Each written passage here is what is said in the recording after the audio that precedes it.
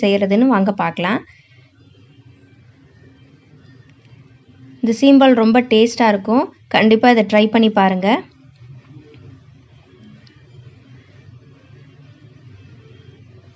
இந்த சீம்பாலுங்கிறது வேறு ஒன்றும் இல்லை. மாடு வந்து கன்று போட்டதுக்கு அப்புறமேட்டுக்கு ஃபஸ்ட்டு 1 வாரம் வரைக்கும் நமக்கு வரக்கூடிய பால் தான் வந்து சீம்பால் அப்படிங்கிறது. இது பார்த்திங்க அப்படின்னா நல்லா கெட்டியாக இருக்கும். இப்போ எங்கிட்ட பார்த்திங்க அப்படின்னா ஒரு 1/2 லிட்டர் பால் பக்கெட்டு வந்திருக்கு. இது வந்து செகண்ட் டே பால். இவ்வளோ திக்காக தான் நமக்கு இருக்கும். இப்போ நான் ஒரு கடாயை வச்சு அதில் வந்து சீம்பால் ஊற்றிருக்கேன். இப்போ சீம்பால் ரொம்ப திக்காக இருக்கும், அதனால் லேசாக தண்ணி சேர்த்துக்கோங்க. இப்போ நிறைய பேருக்கு செய்கிற மாதிரி இருந்தது அப்படின்னா கொஞ்சம் தண்ணி அதிகமாக சேர்த்துக்கோங்க. இல்லை கம்மியான குவான்டிட்டியில் சேர்க்கணுனாலும் தண்ணி கம்மியாக சேர்த்துக்கோங்க.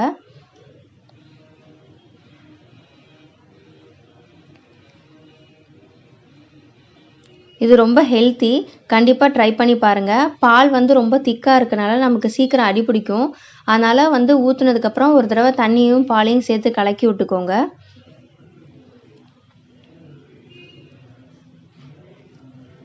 சீம்பால் கிடச்சிச்சின்னா கண்டிப்பாக இதை ட்ரை பண்ணி பாருங்கள். ஆனால் வந்து கை குழந்தைங்க 2 வயசுக்குள்ளே இருக்கிற குழந்தைங்களுக்கு வந்து கொடுக்க வேணாம். ஏன்னா டைஜஷன் ப்ராப்ளம் வரும் அதனால.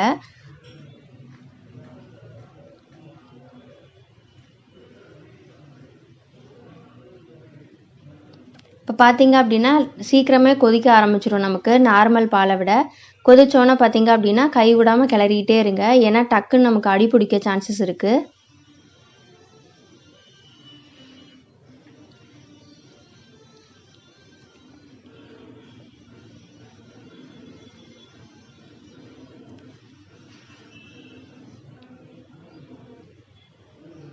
அடுப்பை சிம்லேயே வச்சுக்கோங்க. இப்போ பால் கொதிக்க வைக்கிறதுக்காக நான் வந்து ஏற்றி வச்சுருக்கேன்.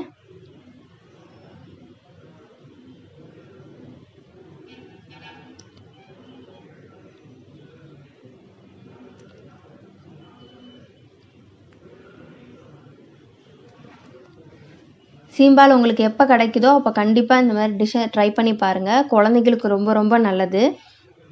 இப்போ எப்படி தாய்ப்பால் ரொம்ப நல்லதோ அதே மாதிரி இந்த சீம்பாலும் ரொம்ப நல்லது தான். அதுக்கு ஈக்குவல் தான் இதுவும்.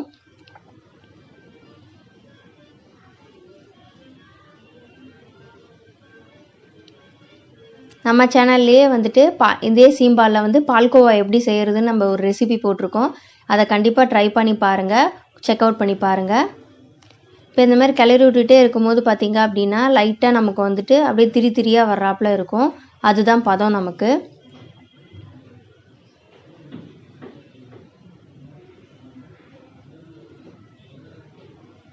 டக்குன்னு அடி பிடிச்சிரும், அதனால் கை விடாமல் கிளறிட்டே இருங்க.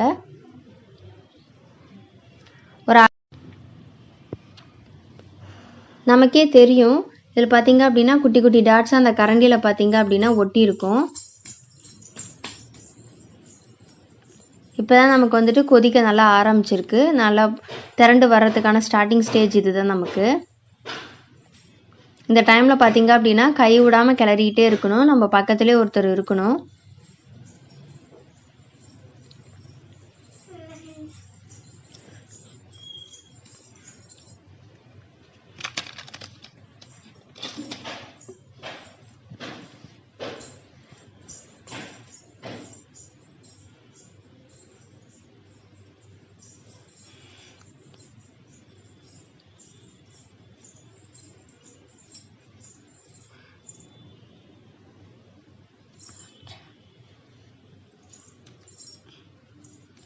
பார்த்திங்கன்னா நல்லா கொதிக்க ஆரம்பிச்சிருச்சு நமக்கு. பார்த்திங்கன்னா நல்லா திரண்டு வந்துருச்சு நமக்கு. ஆனால் புதுசாக ஃபஸ்ட் டைம் இந்த மாதிரி சாப்பிட்ற திரண்ட பால் கடம்பு பால் சாப்பிட்றீங்க அப்படின்னா கொஞ்சம் கம்மியாக சாப்பிட்டு பாருங்கள். ஏன்னா இது கொஞ்சம் சளியும் பிடிக்கும் நமக்கு.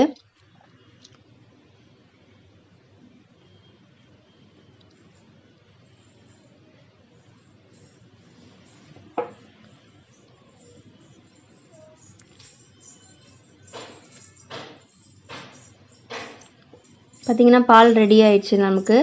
இப்போ இந்த மாதிரி திரண்டு வந்ததுக்கு அப்புறமேட்டுக்கு வாசனைக்கு ஏலக்காய் 2 ஏலக்காய் தட்டி போட்டிருக்கேன்.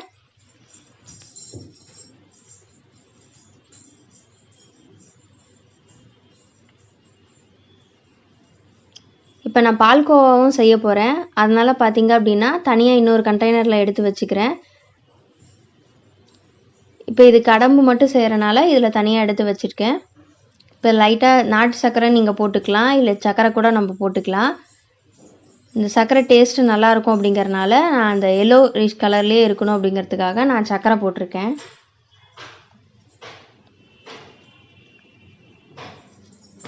நீங்கள் இதை பால்லையே போட்டு கூட கிளறலாம். இப்போ நான் 2 டிஷ் பண்ணுறேன் அப்படிங்கிறனால நான் தனியாக எடுத்து வச்சு சர்க்கரை மேலே போட்டுக்கிறேன்.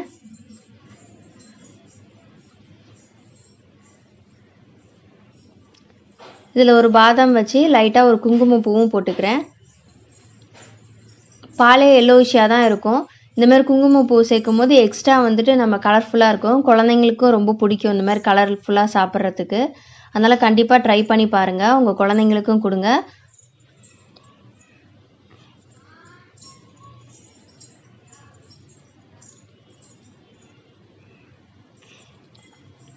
இந்த வீடியோ உங்களுக்கு பிடிச்சிருந்ததுன்னா லைக் பண்ணுங்கள், ஷேர் பண்ணுங்கள், கமெண்ட் பண்ணுங்கள்.